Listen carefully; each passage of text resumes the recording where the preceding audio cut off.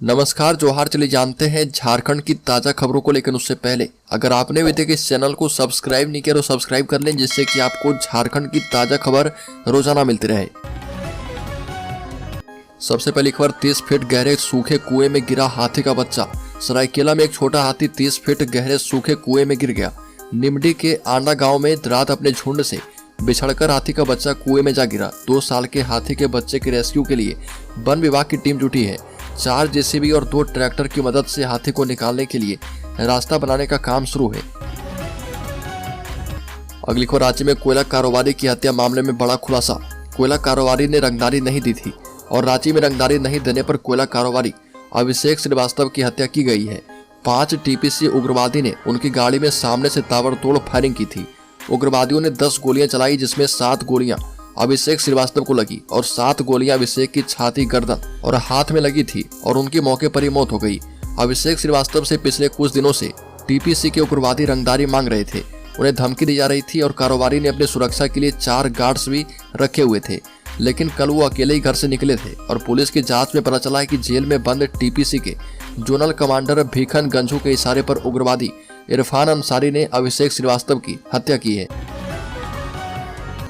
अगली खबर, एचईसी प्रबंधन ने सुनी मजदूरों की बात, कहा कि छटनी का सवाल ही नहीं, अफवाहों पर ध्यान न दे। एचईसी के डायरेक्टर पर्सनल एके बेहरा ने मजदूरों से कहा कि किसी ठेका मजदूरों की छटनी मैनेजमेंट नहीं करेगा।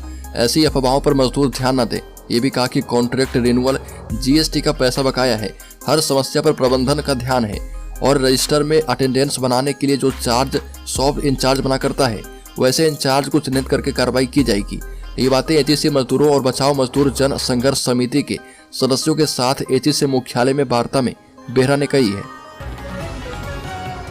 अगली खबर, नीरज सिंह हत्याकांड मामले में की गई सुनवाई। संजीव का अपने 5 बॉडीगार्ड को गवाही के लिए बुलाने का आग्रह किया गया। पूर्व डिप्टी मेयर नीरज सिंह समेत 4 लोगों के हत्याकांड की सुनवाई जिला एवं सत्र न्यायाधीश अखिलेश कुमार की कोर्ट में हुई और इस दौरान आरोपी पूर्व विधायक संजीव सिंह की ओर से आवेदन देकर कहा गया कि घटना की तारीख, स्थान एवं समय पर वो अपने आवास पर सरकारी 5 अंगरक्षकों के साथ बैठे थे। उन सरकारी अंगरक्षकों का बयान पुलिस ने अनुसंधान के दौरान दर्ज किया था, परंतु मुकदमे की सुनवाई के दौरान अभियोजन पक्ष ने उन सरकारी अंगरक्षकों का बयान कोर्ट में दर्ज करवाने से इनकार कर दिया। इसलिए उन अंगरक्षकों को बुलाया जाए और नोटिस जारी किया जाए। अगली खबर, राज्य में तेंदुआ के नए जोड़े को देखने का मौका। टाटा के चिड़ियाघर में गुवाहाटी से लाए गए हैं 2 तेंदुआ, 4 Macau. Tata steel zoological park में गुवाहाटी चिड़ियाघर से 2 लेपर्ड और 4 मकाऊ पक्षी लाए गए।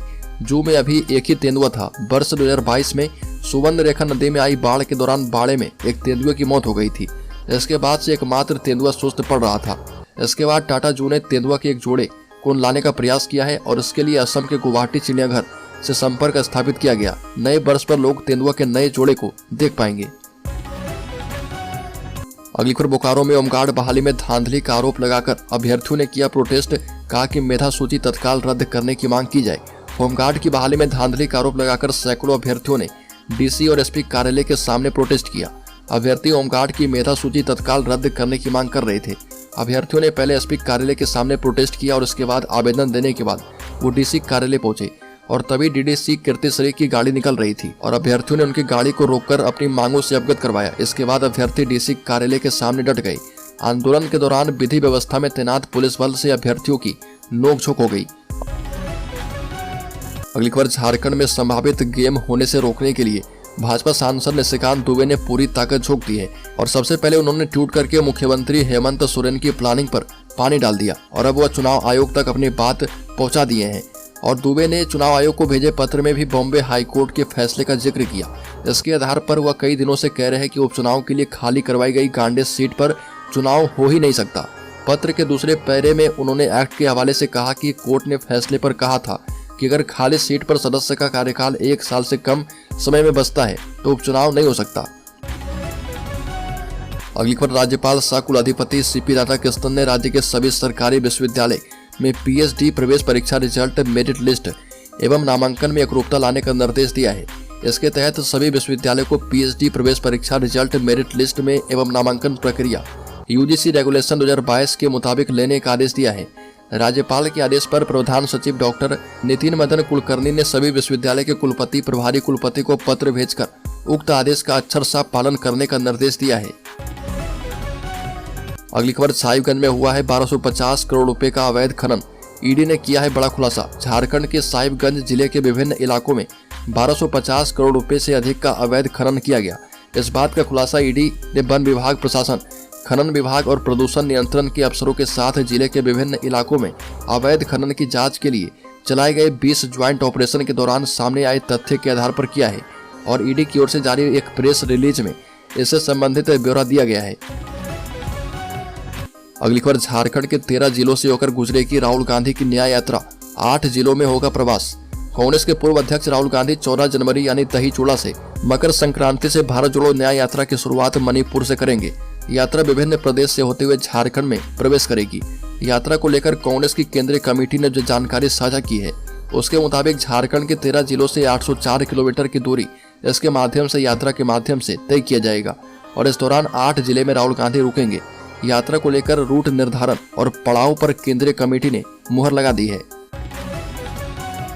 अगली खबर, झारखंड के पड़ोसी राज्य बिहार में डिजी लॉकर से डाउनलोडेड सर्टिफिकेट स्वीकार, पर झारखंड में नहीं। नेशनल एकेडमिक डिपोजिटरी द्वारा संचालित डिजी लॉकर पर अपलोड प्रमाण पत्र को क्या झारखंड में मान्यता नहीं दी जा रही है? क्योंकि यह सवाल इसलिए अहम है क्योंकि विनोद बिहारी महतो कोयलांचल विश्वविद्यालय से 2021 में बीएड करने वाले 1 दर्जन से अधिक विद्यार्थियों की नौकरियां दांव पर लग गई है।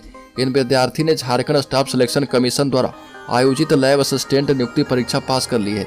अभी जेएसएससी सफल अभ्यर्थी के शैक्षणिक दस्तावेज का सत्यापन कर रहा। डॉक्यूमेंट वेरिफिकेशन का दिन है, ऐसे में परेशान विद्यार्थी प्रमाण पत्र के लिए बीबीएमकेयू और जेएसएससी का चक्कर लगा रहे क्योंकि डिजी लॉकर का डॉक्यूमेंट वेरिफिकेशन में जेएसएससी के द्वारा डिजी लॉकर से डाउनलोड सर्टिफिकेट स्वीकार नहीं किया जा रहा। बड़ी खबर, झारखंड मुक्ति मोर्चा के मंत्री विधायक से लेकर कार्यकर्ता तक अलर्ट मोड पर हैं, हर परिस्थिति के लिए तैयार हैं।